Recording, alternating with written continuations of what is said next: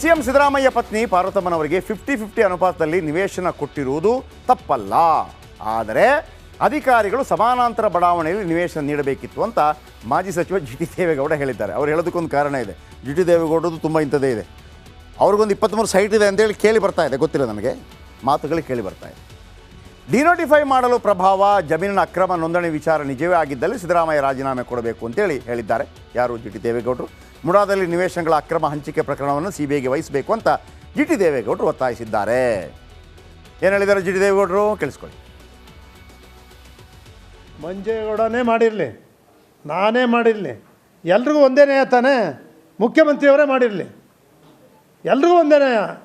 ನಾವೇನು ಮುಖ್ಯಮಂತ್ರಿಗಳು ಅಂತ ಹೇಳ್ಬಿಟ್ಟು ಬಿಟ್ಟು ಈಗ ನಾವು ಏನು ಹೇಳ್ತಾ ಇದ್ದೀವಿ ಅಂದರೆ, ತನಿಖೆ ಚುರುಕು ಮಾಡಿ, ತನಿಖೆ ವರದಿ ಬಂದರೆ ನೀವು ರಾಜೀನಾಮೆ ಕೊಡಬೇಕಾಯ್ತದೆ, ಅದಕ್ಕೆ CBI ಕೊಡಿ ಅಂತ ಹೇಳ್ತಾ ಇರೋದೇ ಅದು. ನಾನು ನಾಗೇಂದ್ರ ಮತ್ತು ಸಿದ್ದರಾಮಯ್ಯ ಹಿಂಗೆ ಒಂದು ಕಾಲದಲ್ಲಿ ದುಶ್ಮನಗಳಾಗಿದ್ದರು ಅಂತ ಹೇಳಿದೆ ಅಲ್ವಾ? ಹಾಗೆಯೇ ಜಿ.ಟಿ. ದೇವೇಗೌಡರು ಮತ್ತು ಸಿದ್ದರಾಮಯ್ಯ ಒಂದು ಕಾಲದ ದೊಡ್ಡ ದೋಸ್ತಿ. ಚಾಮುಂಡೇಶ್ವರಿಯಲ್ಲಿ ಸಿದ್ದರಾಮಯ್ಯನವರ ಇಡೀ ರಾಜಕೀಯವನ್ನು ನೋಡ್ತಾ ಇದ್ದದ್ದೇ ಜಿ.ಟಿ. ದೇವೇಗೌಡರು. ಇವತ್ತು ದುಶ್ಮನಗಳಾಗಿದ್ದಾರೆ. ಮೊನ್ನೆ ಸಿದ್ದರಾಮಯ್ಯನವರು ಹೇಳಿದರು, ಹೌದಾ, ಜಿ.ಟಿ. ದೇವೇಗೌಡರ ಹತ್ರ ಕೇಳಿಂದ. ಜಿ.ಟಿ. ದೇವೇಗೌಡರು ಹಿಂಗೆ ಇದೆ, 50-50 ತಗೊಂಡಿದ್ದು. ಇರಲಿ, ಕತೆ ಹೇಳ್ತೀನಿ ಕೇಳಿ. BJP ಮುಡಾ ಬಾಂಬ್ ಹಾಕಿದೆ. ಇವತ್ತು ವಿಜೇಂದ್ರ ಮಾತಾಡಿದರು. 1992ರಲ್ಲಿ ಭೂಮಿ ವಶಕ್ಕೆ ಪಡೆಯುವ ಕೆಲಸ ಶುರುವಾಗುತ್ತೆ.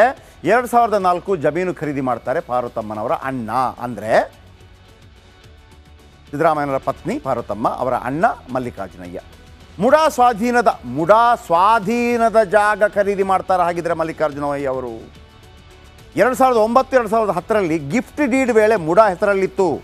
ಗಿಫ್ಟ್ ಡೀಡ್ ಮಾಡ್ತಾರೆ. ಯಾರು? ಗಿಫ್ಟ್ ಡೀಡ್ ಅಂದರೆ ಬಹುಮಾನ ಕೊಡೋದು, ಫ್ರೀ ಒಂದು ಗಿಫ್ಟ್ ಕೊಡೋದು. ಯಾರಿಗೆ? ತಂಗಿಗೆ. ಆಗ ಆ ನಿವೇಶನ ಮುಡಾ ಅಂತಿರುತ್ತೆ. ಆದರೂ ಸಿದ್ದು ಪತ್ನಿಗೆ 14 ನಿವೇಶನ ಕೊಟ್ಟಿತ್ತು ಮುಡಾ, 14 ನಿವೇಶನ. ಈಗ ವಿಜೇಂದ್ರ ಹೇಳ್ತಾರೆ, ಅಸಲಿಗೆ ಸಿದ್ದರಾಮಯ್ಯ ಪತ್ನಿಗೆ ಸಿಗಬೇಕಿದ್ದದ್ದು ಒಂದು ಸೈಟ್. 1991 ಕಾನೂನು ಪ್ರಕಾರ 1 ಎಕರೆ ಭೂಮಿ ಸ್ವಾಧೀನ ಆದರೆ 1 ಎಕರೆ ಭೂಮಿಗೆ ಪರಿಹಾರವಾಗಿ ಒಂದು ಸೈಟ್ ಕೊಡಬೇಕಿತ್ತು, 91. ಆದರೂ ಕೂಡ 40-60 ಅಳತೆ ನಿವೇಶನ ನೀಡಬೇಕು. ಅದು ಕೂಡ 40-60, 30-40 ಅಲ್ಲ, 40-60. 3ರಿಂದ 4 ಎಕರೆ ವಶಕ್ಕೆ ಪಡೆದಿದ್ದರೆ 2ರಿಂದ 3 ನಿವೇಶನ ಕೊಡಬೇಕು. ಅದು ಆಗಿನ ರೂಲ್ಸ್. ವಿಜೇಂದ್ರ ಹೇಳ್ತಿರೋದು 3 ಎಕರೆ 16 ಗುಂಟೆ ಜಮೀನು ನೀಡಿದ ಸಿದ್ದು ಪತ್ನಿ ಅವರ ಅಣ್ಣ, ಅಂದರೆ ಸಿದ್ದು ಪತ್ನಿ. ನಿಯಮದ ಪ್ರಕಾರ ಸಿದ್ದು ಪತ್ನಿಗೆ 2 ಸೈಟ್ ಕೊಡಬೇಕಿತ್ತು ಅಂತೇಳಿ ವಿಜೇಂದ್ರ ಹೇಳ್ತಿರೋದು.